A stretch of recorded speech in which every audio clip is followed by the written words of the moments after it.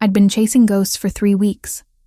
The missing persons reports didn't match up with what the families were telling me. 7 people vanished from Boston's North End in 6 months, but no bodies, no ransom demands, no police investigation worth mentioning. Just empty apartments and relatives who wouldn't meet my eyes when I asked questions. My editor at the Globe had passed on the story. Too speculative, she said. Not enough hard evidence. So I went freelance. Pitched it to 3 online publications, who specialized in investigative pieces. 2 showed interest. One offered $1,500 if I could prove something concrete. $1,500 would cover rent and groceries for 2 months in my Cambridge studio. Worth pursuing. Thursday evening found me walking the narrow streets of the North End. Notebook tucked into my canvas jacket. Recording app ready on my phone. The October air carried the scent of fresh bread from the bakeries lining Hanover Street. Mixed with the metallic promise of incoming weather, dark clouds gathered over Boston Harbor, swallowing what remained of daylight. The neighborhood was a living museum of Italian-American heritage. Brick row houses pressed shoulder to shoulder, wrought iron balconies overlooking cobblestone alleys, barely wide enough for a single car. Old men in flat caps sat outside cafes, speaking rapid dialect that my 2 years of college Italian couldn't begin to parse. Women carried shopping bags from butcher shops and pasta stores that had occupied the same location since the 1920s.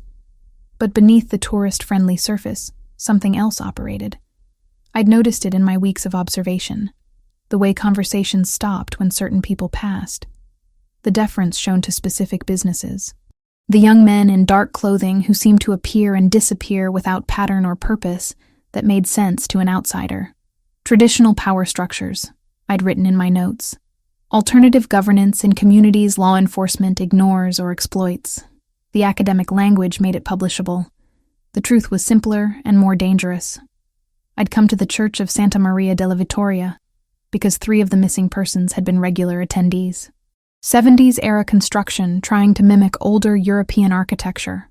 All stone facade and stained glass windows depicting saints I didn't recognize. Not raised Catholic. I felt like an anthropologist entering foreign territory as I climbed the front steps. The evening mass was already underway. 20 or 30 people scattered throughout the pews, mostly older women with scarves covering their hair, a handful of younger families with restless children.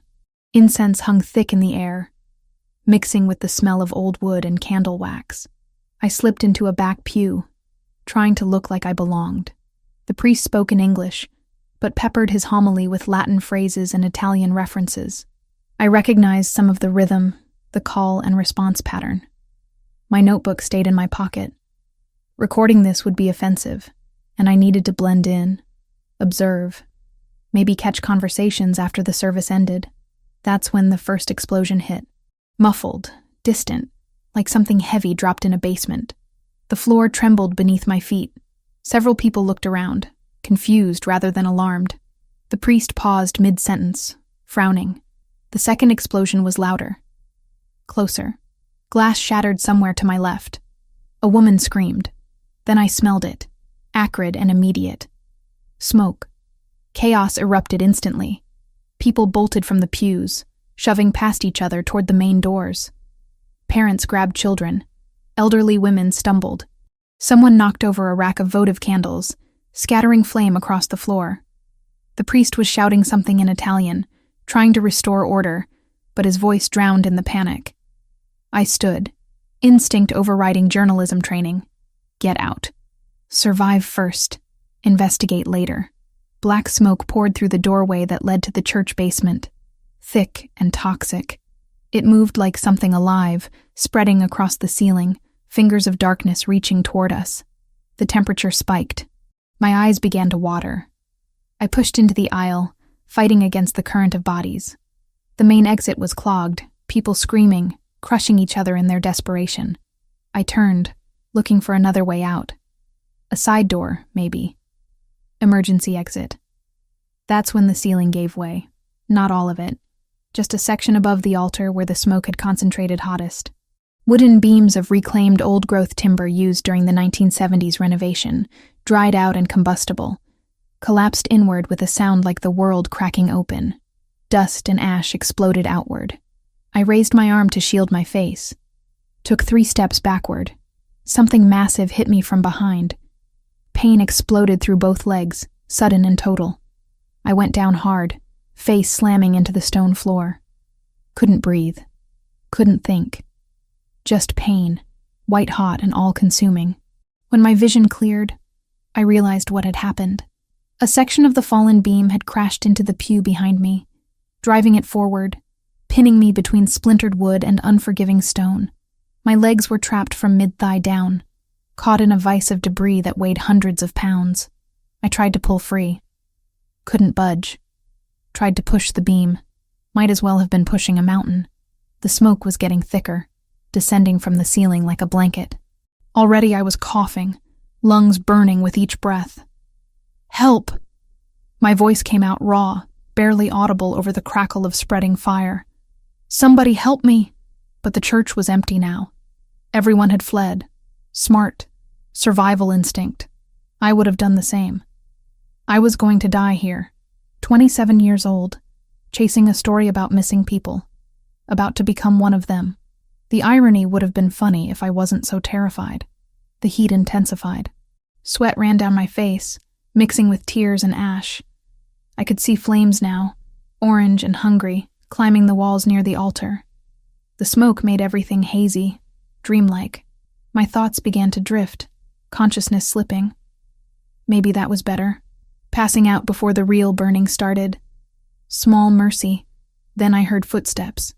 Heavy, purposeful, coming from the main entrance. Moving toward me, not away. Someone was coming back into the burning church.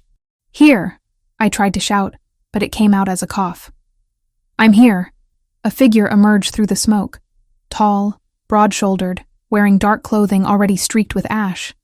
A man, moving with the kind of confidence that suggested he wasn't afraid of fire or collapsing buildings or anything else this world could throw at him.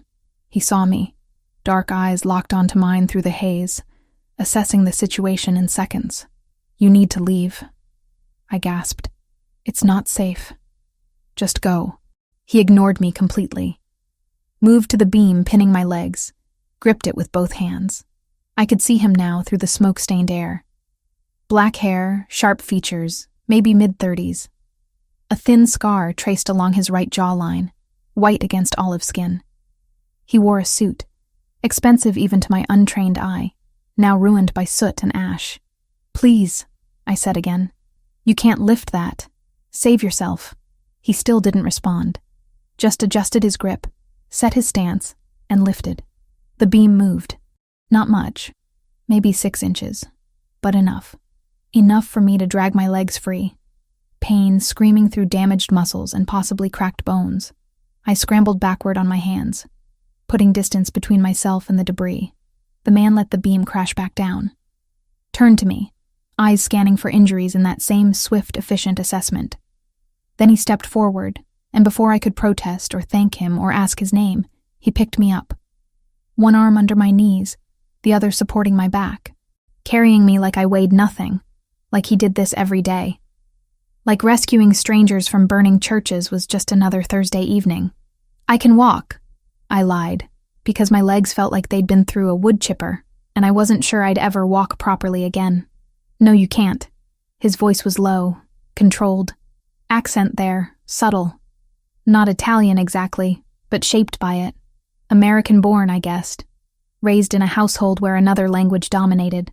He moved toward the exit, navigating fallen debris with practiced ease. The smoke was choking now, flames spreading across the walls and ceiling. The beautiful stained glass windows were shattering from the heat, raining colored fragments onto the pews below. We hit the cool night air, like breaking through a surface after drowning. It was pouring. Heavy rain that I hadn't noticed during the Mass, now drenching us both in seconds. I gulped it down, washing smoke from my throat, feeling the blessed cold against my overheated skin.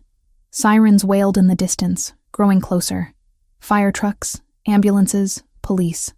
A black SUV idled at the curb, engine running, driver's side door open. Another man stood beside it, older, maybe 50, with silver threading through dark hair. He looked at me with the same assessment as my rescuer, then nodded once. "In the back, Franco," my rescuer said. "Get her to the safe house. Have Marco look at her legs." "Wait," I managed. "Hospital. I need a hospital. You need safety first."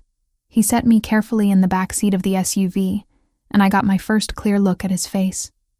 Handsome in a way that suggested danger more than comfort. Those dark eyes held intelligence and calculation in equal measure. The scar on his jaw looked old, well healed. Whatever had caused it hadn't been an accident. "Who are you?" I asked. For a moment, he said nothing. Just looked at me with an expression I couldn't read. Then he stepped back, nodded to Franco. "Go, now." The door closed. The SUV pulled away from the curb, tires hissing on wet pavement. Through the rear window, I watched my rescuer disappear back into the crowd gathering around the burning church. Swallowed by smoke and rain and the chaos of emergency response, I tried to stay conscious. Tried to catalog details, license plate numbers, street names. Journalist training kicking in even as my body shut down from shock and pain. But the last thing I saw before darkness took me was his face. Those eyes. That scar. The man who had walked into hell itself to pull me out. Consciousness returned in fragments. White ceiling. Antiseptic smell. Pain in my legs, dull and throbbing, but manageable. Not the screaming agony I remembered from the church. I tried to sit up. Mistake. My body protested immediately, muscles seizing. A hand appeared in my peripheral vision, pressing gently against my shoulder. "Easy, Miss Bennett. You've been through significant trauma." The voice belonged to an older man in a white coat, silver hair neatly combed, wire-rimmed glasses perched on a narrow nose. He had the calm, professional demeanor of someone who'd spent decades dealing with injuries and didn't rattle easily. "Where am I?" My throat felt raw, words coming out scratchy. "Safe." He shone a light in my eyes, checking pupil response. "You have severe contusions on both legs, minor smoke inhalation, and a mild concussion. Nothing broken, fortunately. You were lucky." "Lucky?" "Right. Because being trapped in a burning building qualified as good fortune if you survived it." The room came into focus gradually. Not a hospital. Too quiet. Too private. Medical equipment lined one wall. Professional grade. But the space itself felt more like a high-end bedroom converted for healthcare purposes. Hardwood floors, thick curtains blocking natural light, expensive furniture pushed against the walls to make room for the hospital bed I occupied. "I need to leave," I said, pushing myself up despite the doctor's warning look. "I need to contact someone. My friend will be worried." "All in good time." The doctor stepped back, making notes on a tablet. "Your vitals are stable, but I'd prefer you rest another few hours before attempting to walk." The door opened before I could argue. A man entered, the same one who'd driven the SUV. Franco, the rescuer had called him. Up close, I could see the weathering on his face, the kind that came from decades of stress rather than simple aging. Maybe 50, though he carried himself like someone who could still handle physical confrontation if necessary. "How's our guest, Marco?" he asked the doctor. "Recovering well? She's insistent on leaving." Franco's mouth twitched in what might have been amusement. They usually are. He turned his attention to me, dark eyes assessing. "I'm Franco Rinaldi. You're in a safe location outside the city, about 30 miles south of the city limits, in a semi-rural stretch shielded by tall trees. Your injuries have been treated. You'll be released in 3 days, once the situation stabilizes." In her head, Emily conceded the rule had died with the pre-dawn blast. What situation? I swung my legs over the side of the bed, ignoring the protests from damaged muscles. I was in a church that caught fire. Random tragedy. There's no reason to keep me here. Wasn't random. Franco's tone remained conversational, but something in it made me stop moving. The Church of Santa Maria della Vittoria was targeted specifically. Explosives planted in the basement, timed to detonate during evening mass. You walked into the middle of a territorial dispute you don't understand. My journalist instincts kicked in immediately, overriding fear. Territorial dispute between who? Organizations you're better off not knowing about. I'm a reporter. I was investigating disappearances in the North End. I met his gaze directly. I have a right to know what's happening. Something flickered across Franco's face. Respect, maybe, or surprised that I'd admit my profession. "We know who you are." Emily Bennett. 27, freelance journalist, lives alone in Cambridge. Recently pitched a story about missing persons to 3 online publications. You've been asking questions in the neighborhood for 3 weeks. Ice formed in my stomach. You've been watching me. We watch everyone who shows unusual interest in our community. He said it matter-of-factly, like surveillance was a perfectly reasonable response. Mr. Fioraldi wanted to ensure you weren't law enforcement or working for competitors. Mr. Fioraldi being the man who pulled me from the fire. The same. He'll be here shortly to explain the situation properly. In the meantime, you're welcome to move around the suite. But you cannot leave the property. Consider it protective custody. I'm not under arrest, I said, anger rising. You can't just hold me here. Franco moved to the door, paused with his hand on the frame. The people who bombed that church saw you inside before the evacuation. They know someone was trapped. If they find out you survived, you become leverage against Mr. Fioraldi. 3 days, Miss Bennett. That's all we're asking. Give us time to secure the situation. Then you walk away. He left before I could respond. The doctor, Marco, followed without a word, leaving me alone in the medical suite with my thoughts and a growing sense that I'd stumbled into something far more complex than I'd imagined. I stood carefully, testing my weight on both legs. Painful, but functional. The room had a bathroom attached, mirror above the sink. I looked like hell. Face smudged with ash I'd apparently sweated through, red hair a tangled mess, eyes bloodshot from smoke exposure. A change of clothes had been laid out on a chair, comfortable athletic wear in my size, which was somehow more unsettling than the surveillance revelation. How long had they been watching? What else did they know? I cleaned up as best I could with the supplies available, changed into the provided clothing, and began exploring my surroundings. The suite opened into a larger bedroom, tastefully decorated with furniture that probably cost more than my car. Windows overlooked extensive grounds, trees providing natural privacy, a tall stone wall visible in the distance. Definitely not in the city anymore. Suburbs, maybe, or rural Massachusetts entirely. My phone was gone. So was my bag, my notebook, everything I'd been carrying. Journalist instincts screamed at the loss of my notes. 3 weeks of interviews and observations vanished. The bedroom door wasn't locked. I tested it carefully, half expecting an alarm or a guard posted outside. Nothing. Just a long hallway, thick carpet muffling footsteps, more expensive art on the walls. I moved quietly, cataloging details. Large house, multiple rooms, everything maintained with the kind of care that suggested serious money and professional staff. Voices drifted from somewhere below. Male, speaking in what sounded like Italian. I couldn't make out words, but the tone suggested business discussion rather than casual conversation. You should be resting. I spun around. Matteo Fioraldi stood at the end of the hallway, hands in his pockets, watching me with those same dark, assessing eyes. He'd changed clothes since the rescue, now wearing tailored black pants and a charcoal shirt, sleeves rolled to his elbows. The scar on his jaw stood out more clearly in the hallway lighting. You can't keep me here, I said, proud that my voice stayed steady. I appreciate the rescue, but I need to leave. I have a life, responsibilities. People who'll worry. Your friend Sarah. He moved closer, and I fought the urge to step back. The editor you work with occasionally. She's expecting you back when? The casual knowledge of my personal life sent another chill through me. That's none of your business.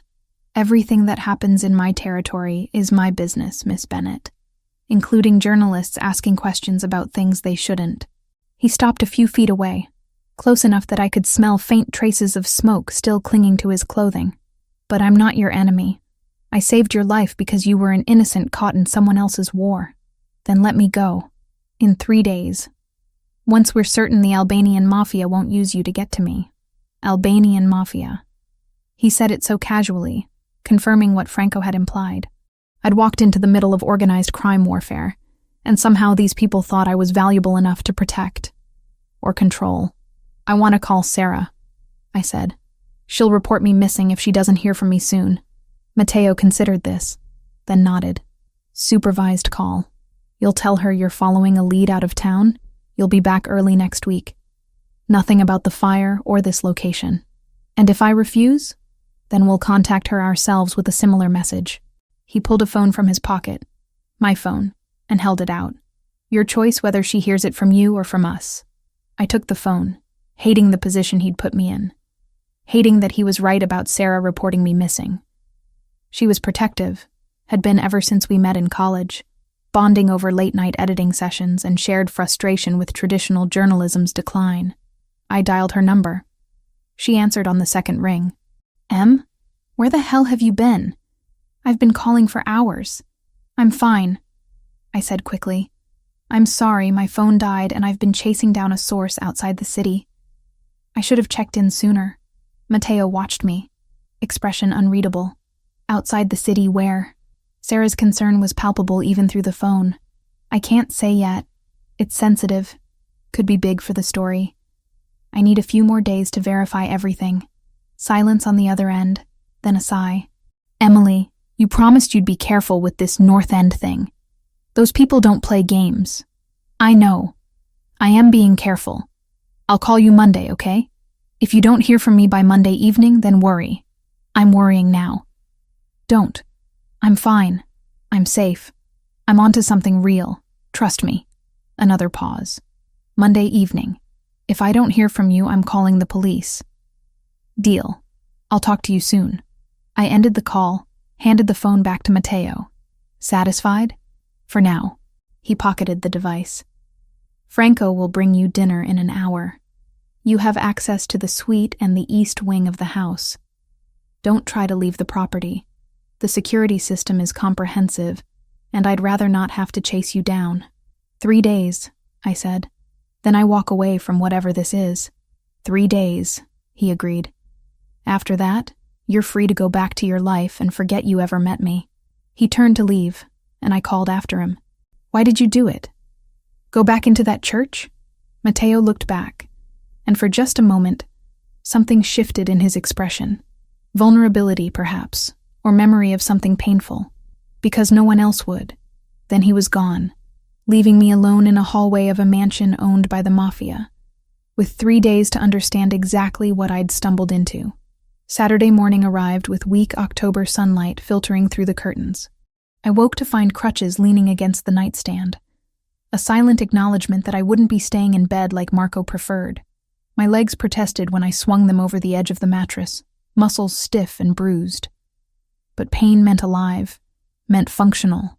I'd take it. The crutches were professional grade, adjustable, padded. Someone had measured them to my height exactly. More evidence of the thoroughness these people operated with. I dressed in fresh clothes that had appeared overnight, another set in my exact size. Charcoal leggings, a loose cream sweater. Practical. Comfortable. I wondered if they'd raided my apartment, or simply had someone shot based on observation. The hallway outside my room was empty. No guards posted, no obvious surveillance. But I'd bet anything there were cameras, motion sensors, some kind of monitoring. You didn't build a fortress and leave the interior unprotected. I made my way slowly through the east wing, learning the layout. 6 bedrooms on this floor, each furnished but clearly unused. Guest quarters for people who apparently never visited. At the end of the hall, stairs led down to the main level. The house revealed itself gradually. Hardwood floors throughout, thick Persian rugs muffling sound. Art on the walls, real pieces, not prints. I recognized a Caravaggio copy in the foyer, or maybe an original. I couldn't tell. Dark religious imagery, dramatic lighting. Fitting. Voices drew me toward what turned out to be a formal dining room. 3 men sat around a mahogany table covered in papers and laptops, speaking in rapid Italian too quick for me to follow. They looked up when I appeared in the doorway, conversation dying immediately. "Miss Bennett." One of them stood, younger than the others, maybe 30. "You should be resting." "I've been resting for 12 hours. I shifted weight on the crutches. "I'm not good at sitting still." A slight smile crossed his face. "Franco mentioned that. I'm Luca Grimaldiro, Mr. Fioraldi's financial advisor. These are my associates. We're reviewing legitimate business operations, nothing that concerns you." The emphasis on legitimate was pointed. A reminder that I was a journalist, that they knew what I did for a living. "Where's Matteo?" I asked, testing the familiarity of his first name. "Handling security matters in the city. He'll return this evening." Luca gestured to the papers. "You're welcome to explore the property. The kitchen is fully stocked if you're hungry. Just stay within the perimeter walls." Dismissed. Politely, but clearly. I found the kitchen, massive and professional. Someone had left coffee brewing, the scent rich and dark. I poured a cup, added cream from an industrial-sized refrigerator, and continued my exploration. The library drew me like gravity. Floor-to-ceiling shelves packed with books in multiple languages. English, Italian, some Latin, history, philosophy, literature, a surprising number of legal texts. I ran my fingers along spines, reading titles. The complete works of Machiavelli, naturally, but also Dante, Calvino, contemporary American fiction. I settled into a leather chair, crutches propped beside me, and tried to piece together who Matteo Fioraldi actually was, beyond the man who walked into burning buildings. The day passed slowly.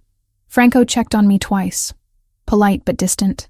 Marco examined my legs again, pronounced the healing satisfactory. I ate lunch alone in the kitchen, a sandwich I made from supplies that could have stocked a restaurant. By evening, restlessness had me pacing the library as well as I could manage on crutches. My laptop sat uselessly in my Cambridge apartment. My notes were ash. 3 weeks of investigation reduced to memories I was desperately trying to catalog mentally before they faded. "You look like you're plotting an escape." I turned. Matteo stood in the doorway, still wearing his coat. Dark circles shadowed his eyes. Exhaustion carved into the lines of his face.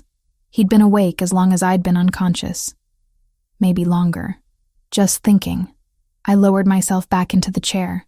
"Franco said you were handling security matters. Damage control." He moved to a cabinet, poured amber liquid into a crystal tumbler. Whiskey, from the smell. The church bombing made the news. 5 people injured in the evacuation. Thankfully, none seriously. The community is frightened. They want answers I can't give them yet. Who did it? Albanian organization trying to establish control over port operations. He took a long drink. They're pushing into territory that's been ours for 70 years. The church was a message. They're willing to hurt civilians to make their point. And you're not. His eyes found mine. Dark and unreadable. I don't involve innocence if I can avoid it. That's not always possible in this life. But it's a line I try not to cross. He moved to the window, looking out at grounds now dark beyond the glass.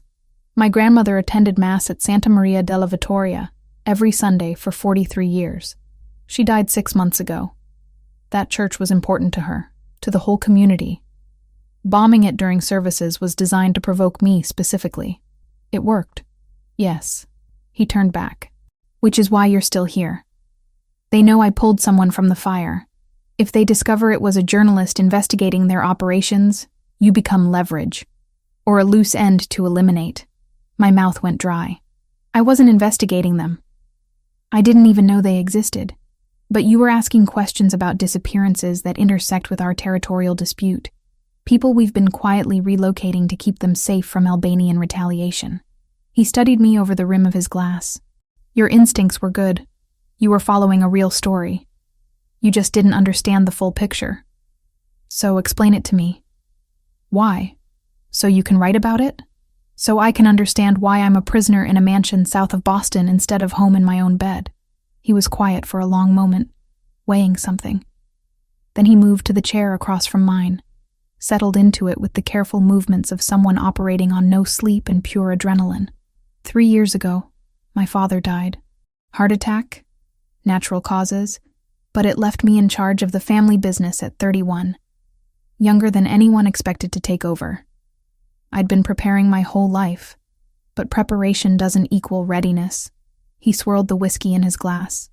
The organization my grandfather built, that my father expanded, it was never purely criminal.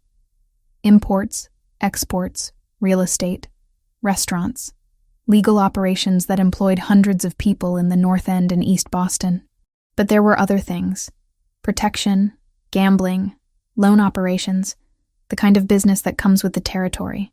Literally, a ghost of a smile. When I took over, I made a decision. Gradual legitimization. Phase out the illegal operations, reinvest in legal businesses, keep the community protection, but make it less coercive. It's been slow. These things take time, and you can't just walk away from certain obligations without consequences. But we're moving in the right direction. Until the Albanians showed up. Until they decided our port access was more valuable than peace. He drained the whiskey. Now I'm fighting a war I was trying to avoid, and people like you get caught in the crossfire. Footsteps in the hallway interrupted whatever I might have said next. Franco appeared, face grim. We have a problem. Kostage's crew grabbed Tommy Ricci in Revere an hour ago. They're demanding we withdraw from the harbor completely, or they start sending pieces of him to his mother. Matteo stood immediately, exhaustion vanishing behind cold focus. How many men do they have on him? Unknown. Bruno's tracking their movements now. Get everyone to the command room. I want options in 10 minutes. Franco nodded and disappeared. Matteo moved toward the door, then paused, looking back at me. Stay here. Don't leave the library until I come back. How long will that take? However long it takes to get my soldier back alive. Then he was gone, and I was alone with books and silence and the knowledge that somewhere in Revere, someone's life hung in the balance of decisions being made in this house. I should have stayed put, should have followed orders like a good captive.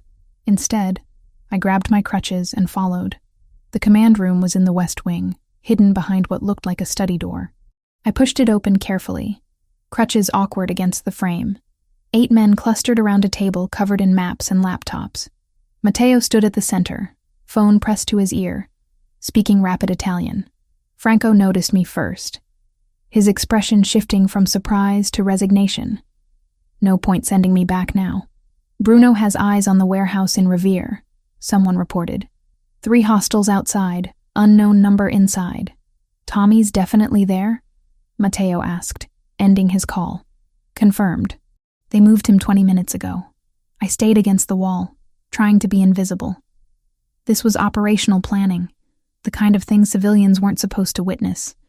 But no one ordered me out. Maybe they were too focused, or maybe Matteo had decided I'd already seen too much for it to matter.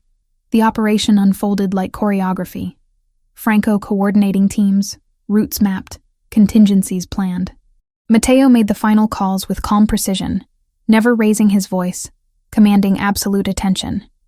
6 men, 2 vehicles. We go in fast, extract Tommy, minimize engagement. This is a rescue, not retaliation. He looked at each man. Everyone comes home tonight. They moved out within 15 minutes. I watched from the window as SUVs disappeared down the driveway, taillights swallowed by darkness. Then there was nothing to do but wait. Marco found me in the library an hour later. Brought tea I didn't ask for but accepted anyway. They'll be back soon, he said. Mr. Fioraldi doesn't take unnecessary risks. Just necessary ones? A slight smile. In his position, all risks are necessary. The vehicles returned at midnight. I heard them from upstairs, watched men file back into the house. Tommy Ricci came out of the second SUV supported by 2 others, bloodied but walking. Alive. Matteo was the last to enter. Even from the window, I could see the tension in his shoulders. The way he moved, like every muscle ached. This was what leadership looked like. Not the glamorous version from movies, but the grinding weight of other people's lives resting on your decisions. Sunday passed in strange suspension. I spent it reading, avoiding questions I wasn't ready to ask. The house felt different after witnessing the rescue operation. Less like a prison, more like a fortress protecting something fragile. Matteo kept his distance. I saw him occasionally through doorways, always in conversation, phone constantly at his ear. The man who'd talked to me in the library felt unreachable now, swallowed by responsibility. I went to bed early Sunday night, exhausted despite doing nothing physical all day. My legs ached less, healing progressing. Another day, and I could probably manage without crutches. The explosion woke me from dreamless sleep. The entire house shuddered. Glass shattered somewhere below. My body reacted before my brain caught up, rolling out of bed, hitting the floor as training from disaster reporting kicked in. Get low, assess, find exit. Then I heard gunfire. Not movie gunfire, controlled and dramatic. Real gunfire. Sharp cracks overlapping, too fast to count. Shouting in Italian. Running footsteps in the hallway outside my room. My door slammed open. Matteo filled the doorframe, gun in his right hand, eyes scanning the room with lethal focus. Stay down, he ordered, moving to the window. Away from the glass. I crawled toward the bathroom, putting the bed between myself and the windows. My heart hammered against my ribs so hard it hurt. This wasn't abstract danger anymore.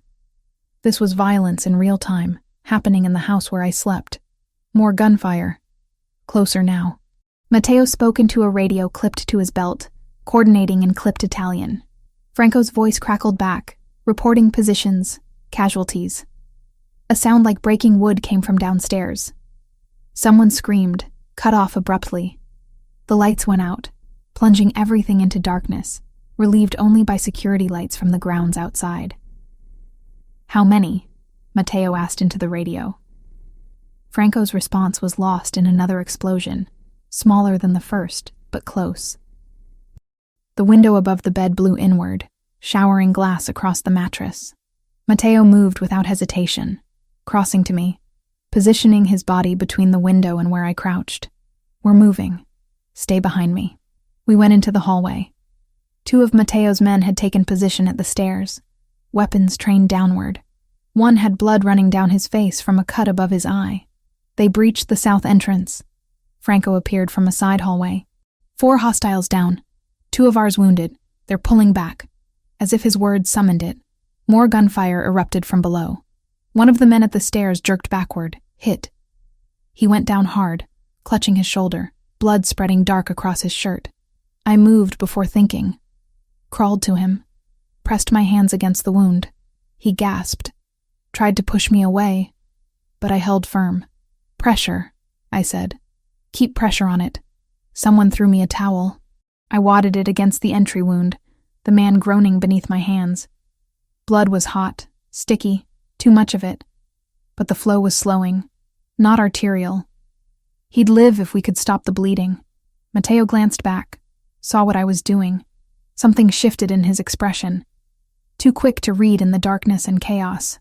The gunfire stopped as suddenly as it started. Silence rushed in, somehow louder than the noise had been. My ears rang.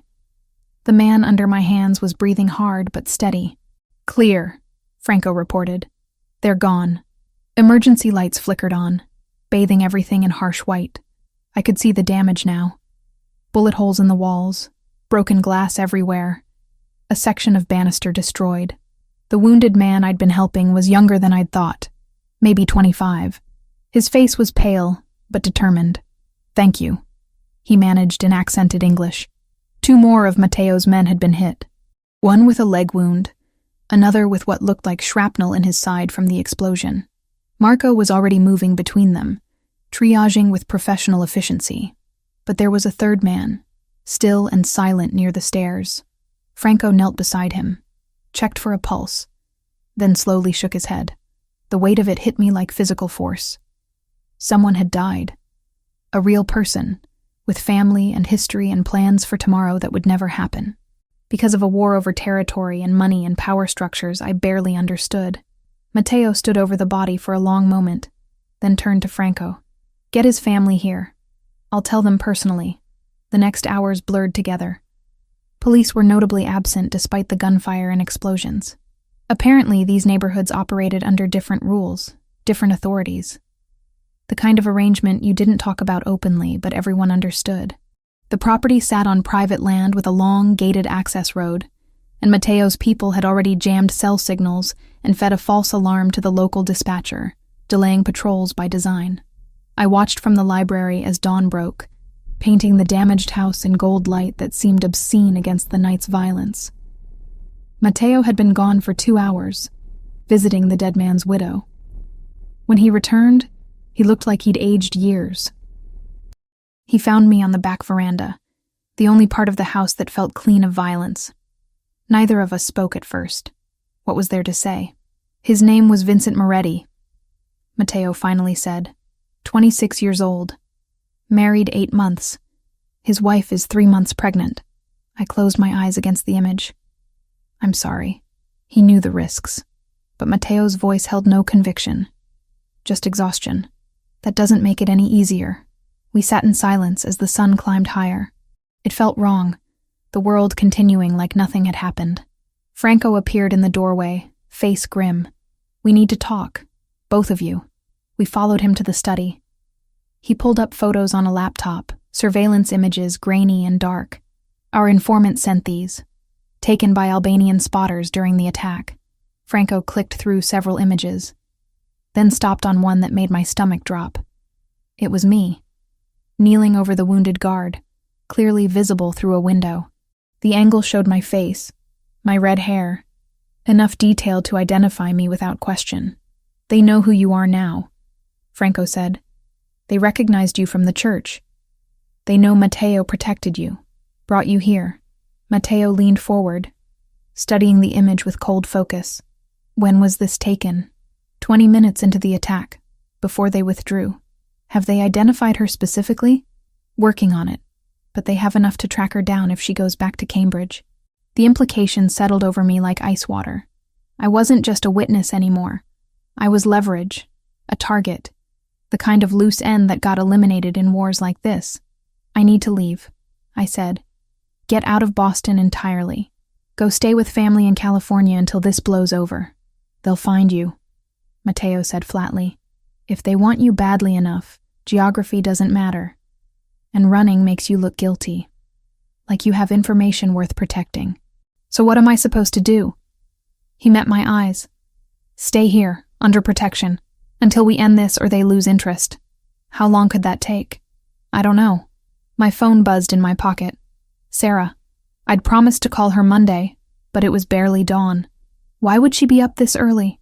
I answered, hyper-aware of Matteo and Franco listening. Sarah? Thank God.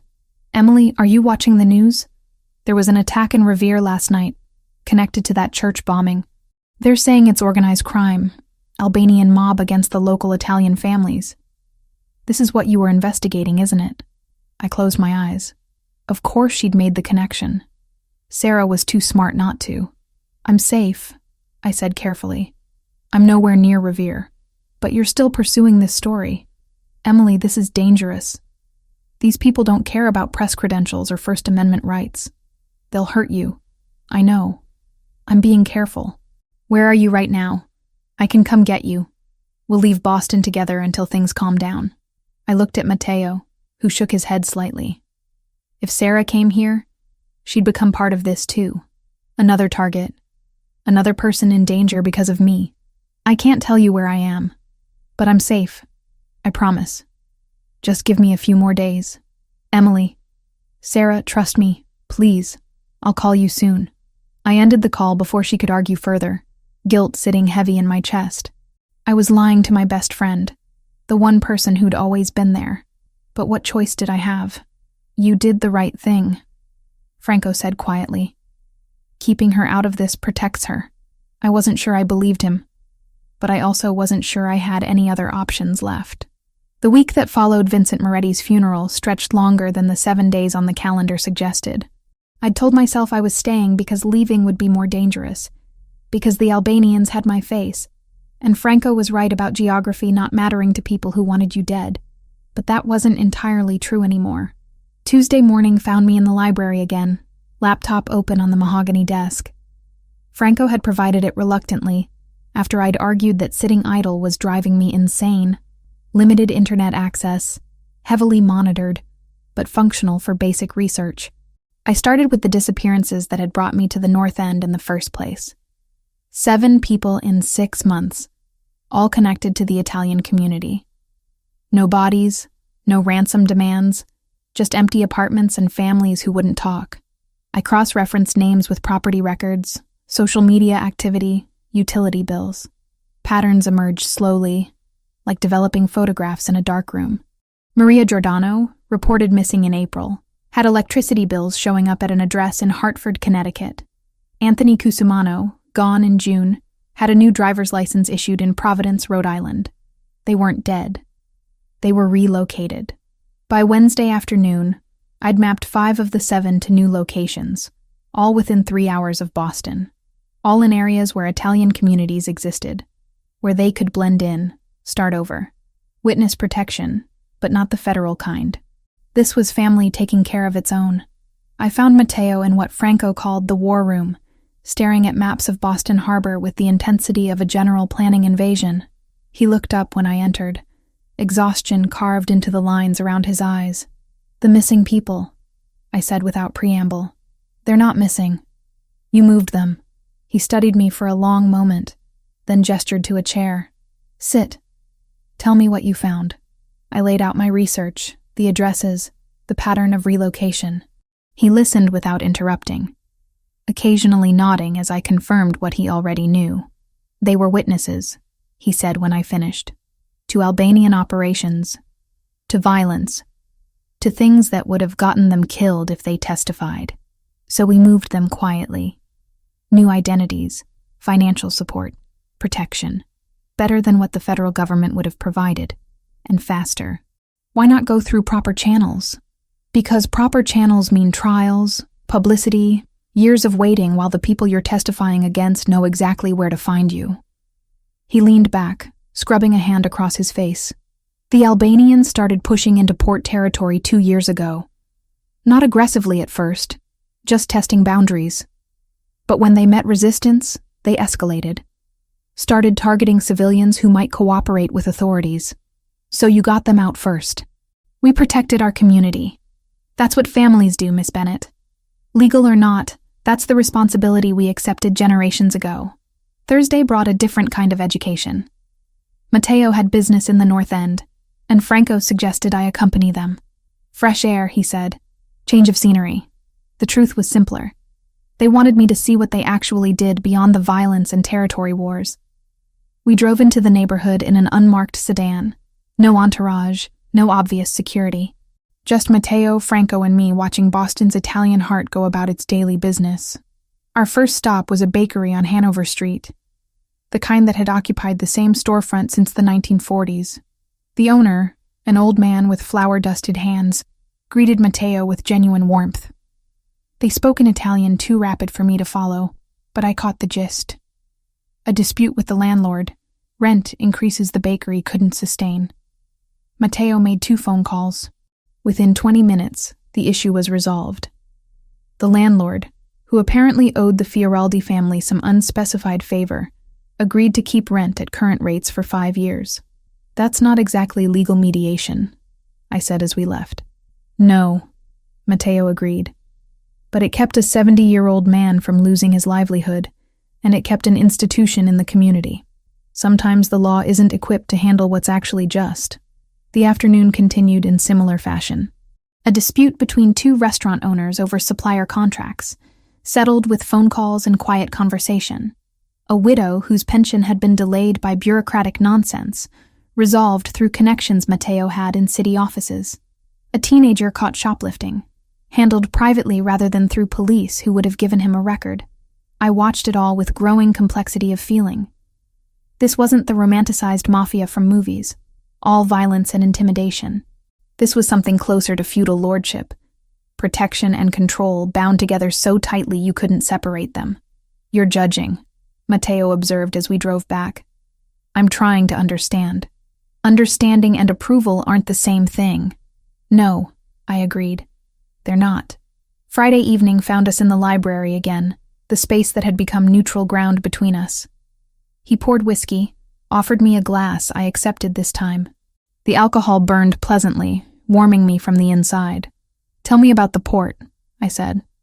"Why it matters so much." He settled into the chair across from mine, drink cradled in both hands.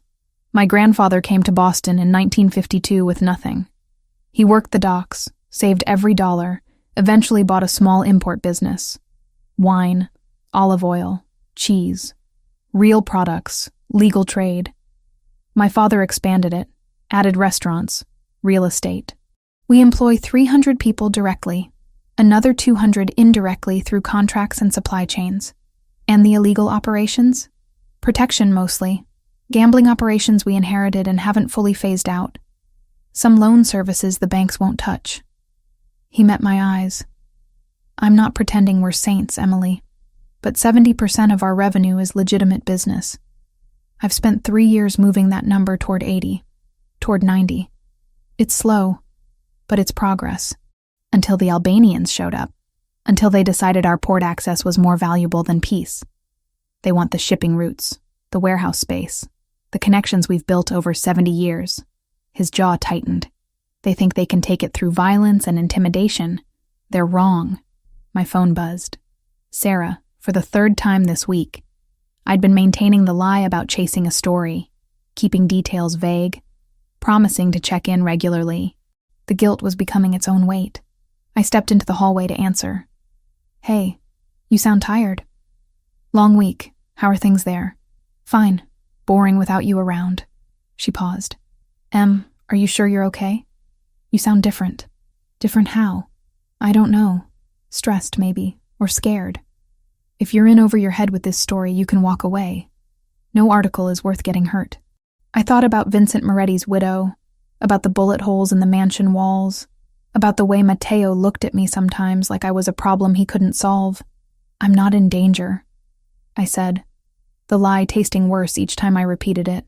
I promise I'll be home soon. We talked for a few more minutes before she had to go. When I returned to the library, Matteo was standing at the window, looking out at grounds lit by security lights. You're good at lying to her, he observed. Practice. I rejoined him at the window. This is becoming easier, being here. That worries me. Why? Because I'm a journalist. I'm supposed to maintain objectivity, distance. But I'm watching you operate, seeing the complexity, and I can't fit it into the neat categories I'm supposed to use. You're not a villain, but you're not a hero either. You're just a person making impossible choices in an impossible situation. He turned to face me. We were close enough that I could see the different shades in his dark eyes, the way the scar on his jaw caught the light. What will you write? He asked. When this is over and you're back to your life, what story will you tell? I don't know yet, but you will write something. It's what I do. Even if it puts people at risk? The question hung between us, sharp and unavoidable. He wasn't wrong to ask.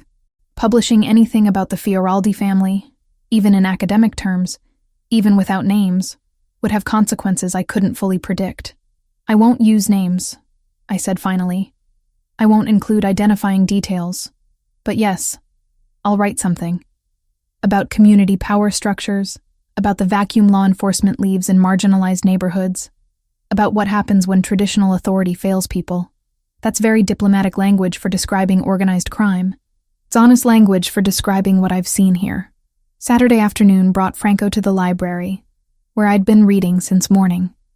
He settled into a chair with the ease of someone comfortable in his own authority. You're changing him, he said without preamble. I looked up from my book. Excuse me? Matteo. He's different when you're around. Softer, maybe. More willing to question things he's always accepted. Franco studied me with those assessing eyes. I've known him since he was 16. Watched his father groom him to take over. Watched him struggle with the weight of leadership when it came too soon. He's never let anyone see the parts of himself he's shown you. I don't know what you want me to say. I want you to understand what you're dealing with. He can't leave this life, Emily. Too many people depend on him. The community, the families of his soldiers, the businesses that survive because of protection we provide. If he walks away, the structure collapses. Other families move in, probably more violent ones, or the Albanians take everything. I know that. Do you? Because I see the way you look at each other. I see what's building between you. And when you leave, it's going to hurt both of you. He stood, moved to the door. I'm not trying to be cruel. I'm trying to prepare you for reality. He left before I could respond. His words settled over me like weight, truth I'd been avoiding. Whatever this was between Matteo and me, it had an expiration date approaching fast. Sunday dinner was quiet, just Matteo, Franco, and me at the dining table. The mansion felt emptier with most of the security team on rotation elsewhere. We ate pasta Franco's sister had prepared, drank wine from bottles imported through Matteo's legitimate business. The Albanian operation is fragmenting, Matteo said, breaking the comfortable silence. Our sources say their leadership is fighting internally over strategy. The church bombing wasn't authorized by their top tier. It was a lower-level commander trying to make a name for himself. Does that change anything? I asked. It might. If their organization splinters, we can negotiate with the more reasonable factions, isolate the violent ones. He paused. It also means the threat against you specifically might decrease. You were caught in a rogue operation, not a coordinated strategy. Hope flared, unexpected and bright. So I could leave? Not yet. But soon. Possibly. The prospect should have thrilled me. Freedom, return to normal life, escape from the complex moral territory I'd been navigating for a week. Instead, I felt something uncomfortably close to disappointment. That night found me on the veranda again, wrapped in a borrowed coat against the October chill. Matteo appeared beside me without announcement, 2 glasses of wine in hand. Thank you, I said, accepting one. For everything. For saving me, protecting me, showing me things I never would have understood otherwise. You're welcome, though I'm not sure what you're thanking me for. I put you in danger by pulling you from that church. The Albanians wouldn't have known you existed otherwise. You also saved my life. I'd be dead if you hadn't gone back in. We stood in silence, watching stars emerge in the darkening sky. Boston's light pollution was visible on the horizon, but out here we could see the constellations clearly. I've been thinking about what you said, Matteo began, about writing your story. You should do it. Tell the truth as you see it. The complexity, the contradictions, all of it. It won't be flattering. Truth rarely is. He turned to face me. But it'll be honest, and that matters more. The moment stretched between us, charged with everything unsaid. His hand reached up, fingers brushing hair back from my face with unexpected gentleness. My breath caught. Then the veranda door opened. Franco stood there, phone in hand, expression urgent. We have a problem. The Albanian commander who ordered the church bombing, someone just took him out. Execution style. And they're pointing fingers at us. Matteo's posture shifted instantly from the man beside me to the leader his family needed. Gather everyone. Command room, 5 minutes. He looked back at me once, regret and something else crossing his features. Then he was gone, and I was alone on the veranda with stars overhead and the taste of almost on my lips. The assassination of the Albanian commander changed everything overnight. Monday morning brought a tense energy to the mansion. Men moving with purpose through hallways, conversations conducted in urgent whispers. I stayed out of the way, watching from the library as Matteo's organization shifted into high alert. Franco found me before noon, his expression grim. We need to talk. Both of you. Matteo was already in the command room when we arrived, studying satellite images of the North End on multiple screens. He looked like he hadn't slept, exhaustion etched into every line of his face. The Albanians are planning retaliation, Franco said without preamble. Our source inside their operation sent this an hour ago. He pulled up architectural plans on one of the screens. They're targeting the church again. Santa Maria della Vittoria. Explosives, enough to level the entire block. My stomach dropped. It's still under reconstruction. There are workers there every day. They don't care about workers, Matteo said flatly. They care about sending a message. The church is symbolic, represents everything they want to destroy about our presence in the North End. When? I asked. Tomorrow night. They're moving the explosives into position this afternoon. Franco zoomed in on the plans. We can intercept, but they'll have significant numbers. 10, maybe 15 men guarding the operation. Matteo studied the images in silence, calculating odds, weighing options. I could see the weight of command pressing down on him, every choice carrying consequences measured in lives. We don't have enough men to take them head on, Franco continued. Not without casualties we can't afford. An idea formed, reckless and possibly brilliant. What if you didn't have to go head on? I said. What if they thought you were somewhere else entirely? Both men looked at me. I moved to the computer, pulling up my research from the past week. During my investigation, I identified a Boston PD detective who's been feeding information to the Albanians. Detective Carl Morgan, works Organized Crime Division. I have his contact information from when I was trying to get quotes for my article. I looked at Matteo. If I reached out to him, said I had information about Fioraldi family operations at the port tomorrow night, he'd pass it to his Albanian contacts. You want to plant false intelligence? Matteo said slowly. Create a diversion. They split their forces, send people to the port expecting an ambush there. Meanwhile, you hit their actual operation at the church with your full team. Franco was already shaking his head. Too risky. If they suspect it's a setup, they adjust and we lose the element of surprise. And it puts Emily directly in their crosshairs if Morgan figures out she's working with us. She's already in their crosshairs, Matteo said quietly. The photos from the attack proved that. He studied me for a long moment, and I could see him fighting two impulses. The strategic value of my plan versus the desire to keep me out of danger entirely. I can do this, I said. Morgan thinks I'm just a journalist chasing a story. He doesn't know I'm here.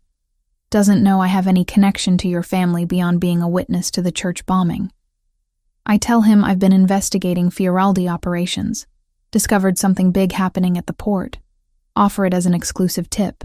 He takes it to the Albanians. They can't resist the intelligence. And if it goes wrong? Matteo asked. Then we adjust.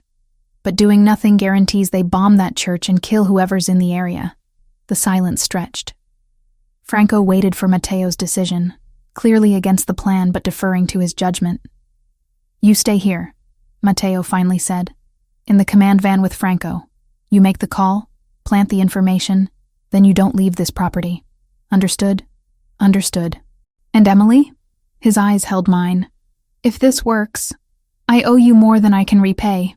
If it doesn't, I'll never forgive myself for agreeing to it. We spent the next 2 hours planning every detail. What I'd say to Morgan, how to make the intelligence sound credible without being too specific. Timing the call so the Albanians had enough notice to redirect resources, but not enough to verify independently. At 3 p.m., I made the call from a burner phone Franco provided. Morgan answered on the 4th ring, suspicious immediately. Detective Morgan, this is Emily Bennett. I'm a freelance journalist. I reached out to you a few weeks ago about North End disappearances. I remember. What do you want, Miss Bennett? I've been following a lead, and I've uncovered something significant. Fioraldi family operation, happening tomorrow night at their warehouse facility near the port. Large shipment coming in, something they're being very careful about. I thought you'd want to know. Silence on the other end. I could hear him breathing, weighing whether this was legitimate. What kind of shipment? I don't have specifics, but the security arrangements are extensive. Whatever it is, it's important to them. I'm willing to share my source information if you can guarantee protection and attribution for my story. Send me what you have. I'll look into it. I need your word this leads to arrests. If I'm burning sources, it has to be worth it. You have my word. I ended the call, hands shaking slightly. Franco nodded approval. Well done. Natural hesitation, credible motivation. He'll take it to his contacts. Now came the hardest part. Waiting. The command van was equipped with communications gear that looked military-grade, screens showing feeds from cameras positioned around the church reconstruction site. We parked 3 blocks away, Franco at the controls, me beside him watching everything unfold in real time. Matteo's team moved into position at 7 p.m. 12 men, approaching from multiple angles, communications coordinated through the radio system Franco monitored. On a second screen, we tracked Albanian movement at the port, confirming they'd taken the bait. 7 hostiles there, leaving only 4 guarding the church operation. All teams, you have green light, Franco said into his headset. Target is the basement access, southwest corner. Rules of engagement: neutralize threats, secure explosives, minimize collateral. Go. I watched shadows move across the screens, figures approaching the church with practiced precision. Then the first shots, muzzle flashes bright in the darkness. The sound came through the radio, sharp and immediate. Contact, 3 hostiles, engaging. Second team moving to flank. Basement secured, 2 down. The operation lasted 8 minutes. 4 Albanian operatives neutralized, explosive material secured, no civilian casualties. Professional, efficient, exactly what Matteo had trained his people for. But then Franco's voice tightened. Matteo's hit, right shoulder through and through. He's mobile but bleeding. Everything else faded. I heard myself asking if he was okay, heard Franco's response that it was superficial, heard the tactical debriefing continuing. But all I could focus on was the image of Matteo wounded, bleeding, because I'd suggested this plan. When the vehicles returned to the mansion, I was standing in the driveway before they'd fully stopped. Matteo climbed out of the second SUV, left arm hanging awkwardly, blood soaking through a makeshift bandage on his right shoulder. Marco was already moving toward him with a medical kit, but Matteo's eyes found mine first. "It worked," he said. "Everyone's safe." I crossed the distance between us without thinking, without planning, driven by relief and fear, and something fiercer I wasn't ready to name. My hands touched his face, checking for other injuries, needing the confirmation that he was alive and whole despite the blood. "You're hurt. I've had worse. That's not comforting." He caught my wrist gently with his good hand, stopping my frantic assessment. We were close enough that I could see gold flecks in his dark eyes, could feel the warmth of his breath against my face. "Emily," he said, my name carrying weight I'd never heard before. Then he kissed me, not gentle, not tentative, urgent and fierce, tasting of adrenaline and relief and all the tension that had been building between us for days. I kissed him back, fingers tangling in his hair, pressing closer despite his injury. When we broke apart, Franco was politely studying something in the opposite direction, and Marco was waiting with obvious impatience to treat the gunshot wound. "We should talk about this," I managed. "Later," Matteo agreed. "After Marco stops glaring at me." The medical treatment took an hour. Clean through shot, no bone damage, painful but not serious. I waited in the hallway outside, trying to process what had just happened, what it meant, what came next. Franco found me there carrying his laptop. His expression was carefully neutral. "We have a problem." He showed me the surveillance footage, images captured by Albanian spotters during the mansion attack a week ago. Me, kneeling over the wounded guard, clearly visible through the window. My face, my red hair, enough detail to identify me without question. "They've been circulating this in their network," Franco said, "trying to determine who you are and why Matteo protected you. Our intelligence suggests they've connected you to the church bombing, figured out you're the journalist who was asking questions in the North End." Ice formed in my stomach. "So they know where to find me. They know your name, your apartment address, probably your routine before Matteo brought you here. Going back to Cambridge now would be suicide. They'd grab you within hours, use you as leverage against us." Matteo appeared in the doorway, shoulder freshly bandaged, moving carefully. He'd heard the last part. "You can't go home," he said. "Not until we resolve this completely. They've made you a target, Emily. I'm sorry. How long?" "I don't know. Days, weeks, possibly longer." He moved closer, voice dropping. "But I promise you, we will end this. And when we do, you'll be free to go back to your life." I looked between them, at Franco's grim certainty and Matteo's fierce protectiveness. The mansion that had been temporary shelter was now an indefinite prison. The investigation that brought me here had become something far more dangerous than I'd ever imagined. And the man I'd just kissed, the one who'd risked everything to keep a church from exploding, was the only thing standing between me and people who wanted to use me to destroy him. "Then we end it," I said. "Tell me what needs to happen." Matteo's hand found mine, squeezed once. We end it together. The days after the church operation felt like trying to breathe underwater. Everything moved around me. Conversations happening in rooms I wasn't invited to. Plans being made without my input. Matteo became a ghost in his own house, appearing only for brief moments before disappearing into meetings with men whose names I didn't know. We'd kissed. We'd stood in that driveway with his blood on my hands and crossed a line neither of us could uncross. And now he was avoiding me like I carried some contagious disease. Franco found me in the library Wednesday afternoon, where I'd been pretending to read the same page for an hour. He settled into the chair across from mine with the weariness of someone who'd been awake too long. "He's not avoiding you because he wants to," Franco said without preamble. "He's negotiating with 3 other Italian families in Providence, Hartford, and New York, trying to build a coalition strong enough to force the Albanians into a permanent ceasefire.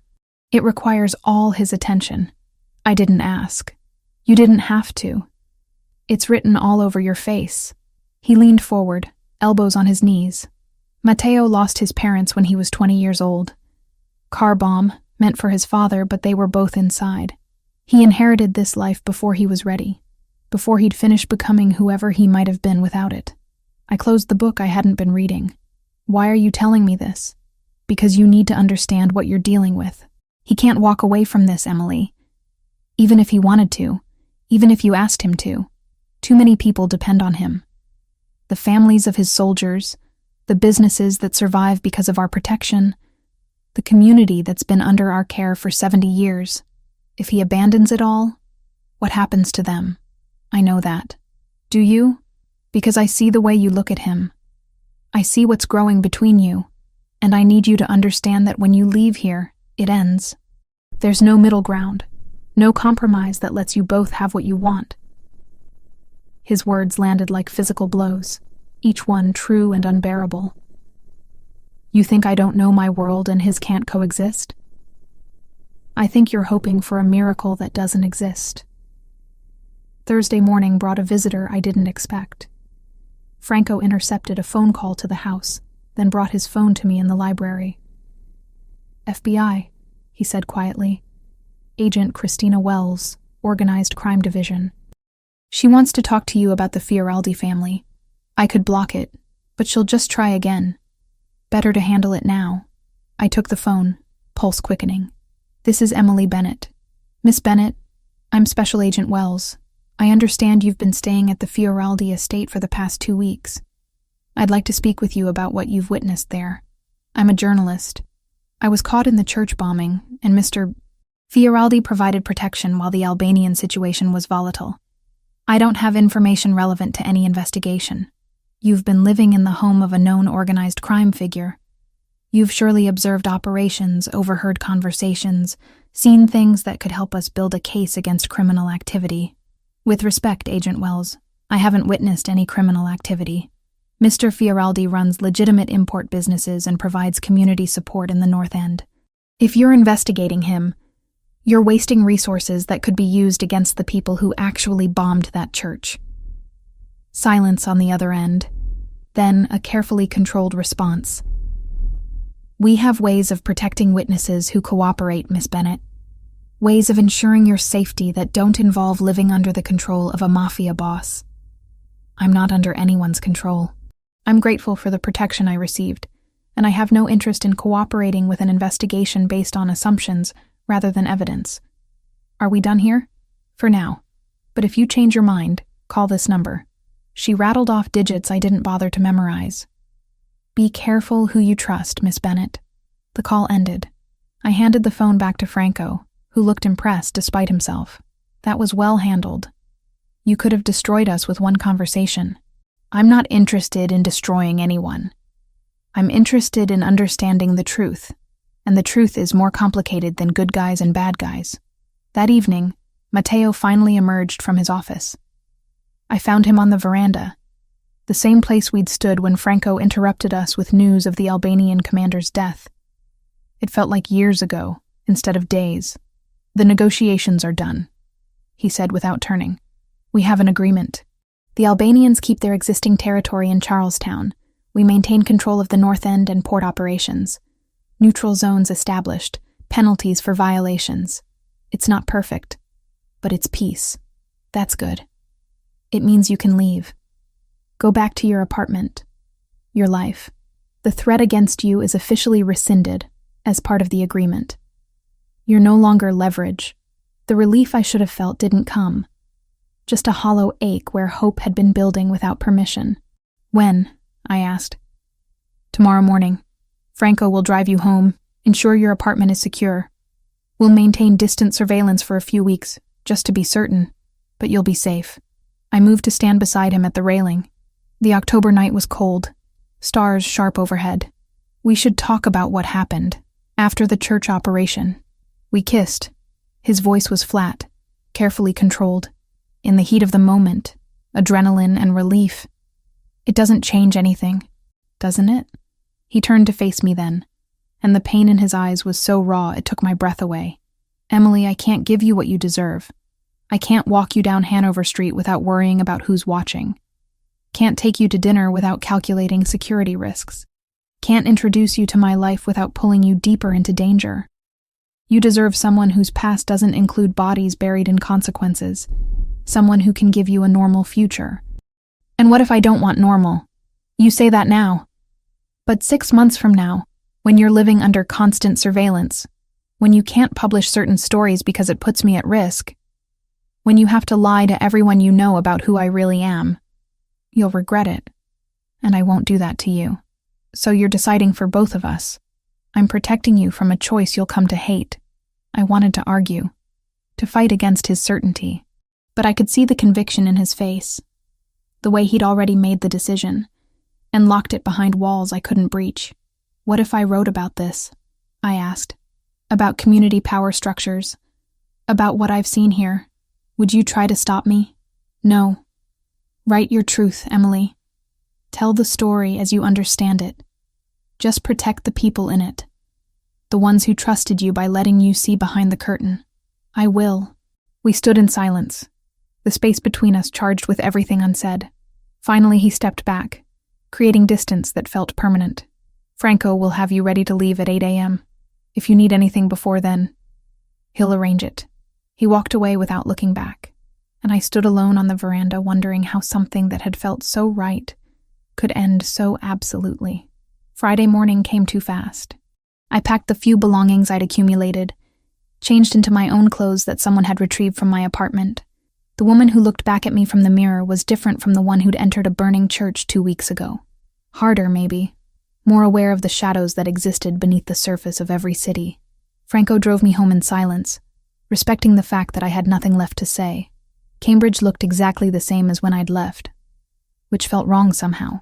The world should have changed to reflect everything that had happened. My apartment was exactly as I'd left it. Dishes still in the sink from that Thursday morning that felt like a lifetime ago. Franco checked every room, every window, confirmed the security measures his people had installed. You have my number, he said at the door. If anything feels wrong, if anyone approaches you about what you saw, call immediately. Thank you, Franco, for everything. He nodded once, then left, and I was alone for the first time in 2 weeks. Sarah arrived 30 minutes later, letting herself in with the spare key I'd given her years ago. She took one look at my face and pulled me into a hug that broke something loose inside me. Tell me everything, she demanded. I told her what I could. The investigation, the church bombing, being caught in the wrong place. I described staying with people who protected me, learning things that changed how I saw the North End. I left out names, faces, the way Mateo's eyes looked in firelight. And now you're safe? She asked. Now I'm safe. Over the next 2 weeks, I wrote. Not the story I'd originally planned, but something deeper. An examination of how communities create their own governance structures when traditional authority fails them. How protection and control become indistinguishable.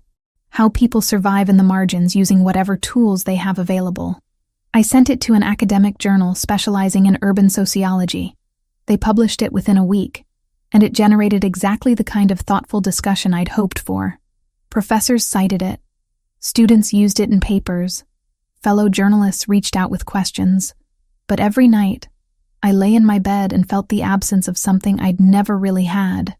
I'd told myself the emptiness would fade, that returning to normal life would fill the spaces Mateo had occupied. I'd been wrong. 2 months felt longer than the 2 weeks I'd spent in Mateo's mansion. January arrived with the kind of cold that made Boston feel like a different city entirely. Snow transforming the brick and concrete into something softer, almost forgiving. I'd settled back into my life with surprising ease on the surface. Freelance assignments, coffee dates with Sarah, the rhythms of Cambridge existence that required no explanation or justification. But underneath, something fundamental had shifted. I saw power structures everywhere now. the invisible networks that govern neighborhoods, the way protection and control intertwined in ways most people never noticed. The envelope arrived on a Thursday with no return address, just my name written in careful script. Inside were photographs printed on glossy paper. Albanian crime boss Arben Kastrati in FBI custody. Federal agents escorting him from a warehouse in Chelsea. The headline from the Boston Globe clipped and included, "Major human trafficking ring dismantled. Albanian leader faces life sentence." No note. No message. But I knew who'd sent it. I sat at my kitchen table for a long time, studying the images. Matteo had been working toward this even while I'd been at the mansion, building a case against the Albanians that would end the territorial war permanently. Not through violence, but through the justice system he claimed didn't work for people like him. The irony wasn't lost on me. Saturday morning found me restless, unable to focus on the article I was supposed to be drafting. I pulled on my winter coat, wrapped a scarf around my neck, and headed out into the cold, without a destination in mind. My feet carried me to the North End. I told myself it was research, checking on the church reconstruction for a follow-up piece I'd been considering. The truth was simpler and more complicated. Santa Maria della Vittoria was taking shape again. The blackened stone had been cleaned, new stained glass installed in some windows, scaffolding covering the areas still under repair, maybe 60% complete. Workers moved around the site even on Saturday, the community determined to reclaim what had been taken from them. I found a cafe across the street, one of the small places that had survived gentrification through sheer stubbornness, ordered an espresso I didn't really want, and settled at a window seat, watching the reconstruction. They're saying it'll be finished by Easter. My heart stopped, then kicked into overdrive. I didn't need to turn around to know that voice. But I did anyway. Matteo Fioraldi stood beside my table, hands in the pockets of a charcoal wool coat, scarf loose around his neck. He looked thinner than I remembered, shadows under his eyes suggesting too many long nights.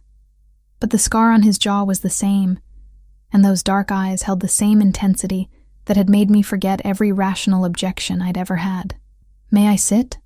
he asked. I nodded, not trusting my voice.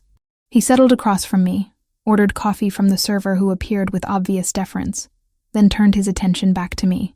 "You got the photos. No message, but yes, I got them. I wasn't sure if you'd want to hear from me, but I thought you should know it's over.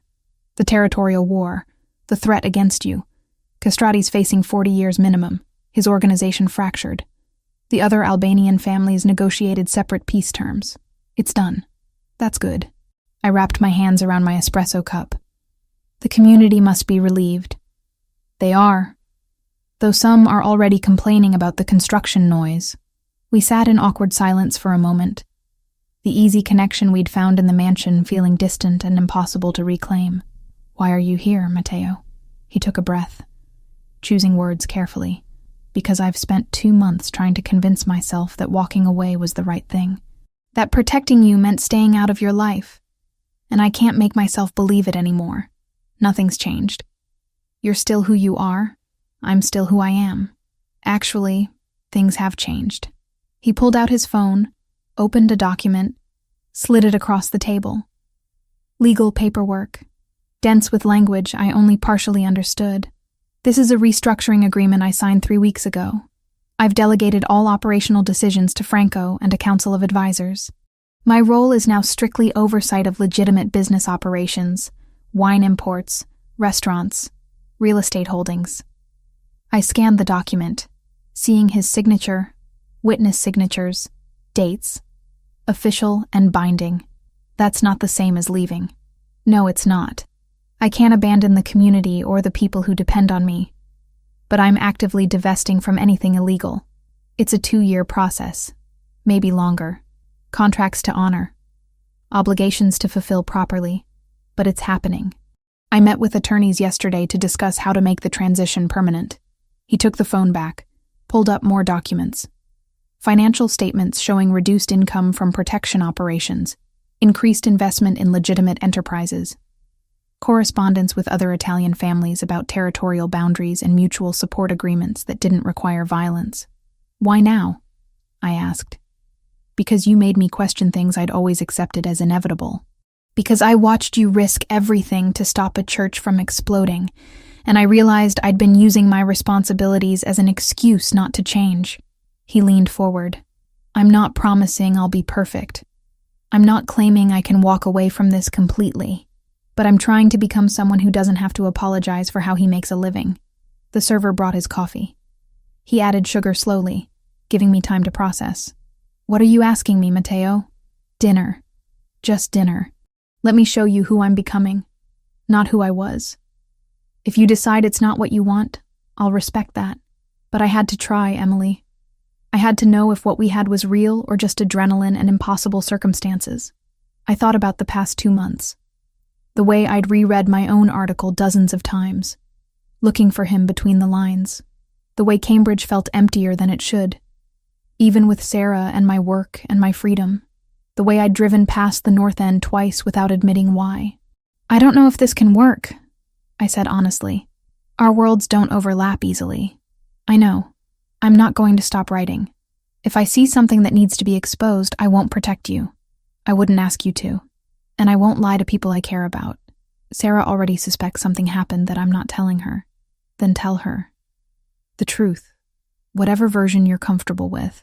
I'm done with secrets that matter. I studied his face, looking for the calculation I'd seen during those weeks at the mansion. Found only exhaustion and hope, and the same vulnerability he'd shown me in the library that first night. One dinner, I said. No promises beyond that. Relief washed over his features. One dinner, that's all I'm asking. We finished our coffee talking about surface things. The reconstruction timeline, changes in the neighborhood, a new restaurant Franco's sister was opening. Easy conversation that reminded me why I'd been drawn to him in the first place, beyond the danger and the protection and the impossible situation. When we left the cafe, snow had started falling again, light flakes drifting through the narrow streets of the North End.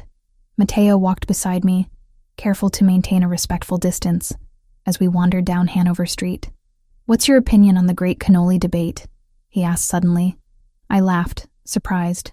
The what? Mike's pastry versus modern pastry. It's a serious question. Wars have been fought over less. I'm a journalist. I remain impartial on controversial topics. Coward. Diplomatic.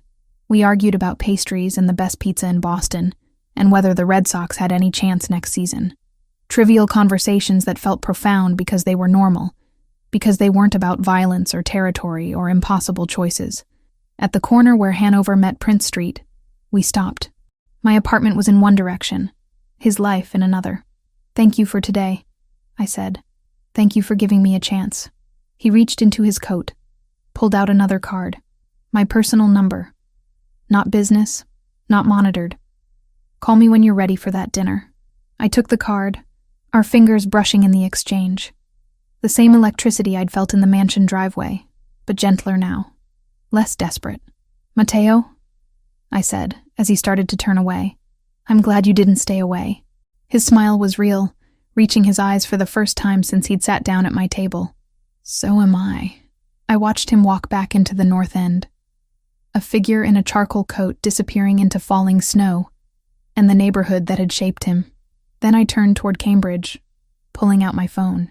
Sarah answered immediately. Em? What's up? I'm having dinner with someone. Maybe tomorrow, maybe next week. I don't know yet. Someone interesting? I thought about Mateo's transformation, about the risks we were both taking, about the possibility that hope could exist without guarantees. Very interesting, and complicated. I'll tell you about it over coffee. I'm holding you to that. We said goodbye, and I continued walking through snow-covered streets, the card in my pocket and a future unwritten stretching ahead. It wouldn't be easy. There would be challenges neither of us could predict, moments where our worlds collided in ways we couldn't control. But for the first time since leaving his mansion, I felt like I could breathe fully, not because anything was certain, but because we'd both chosen to try anyway.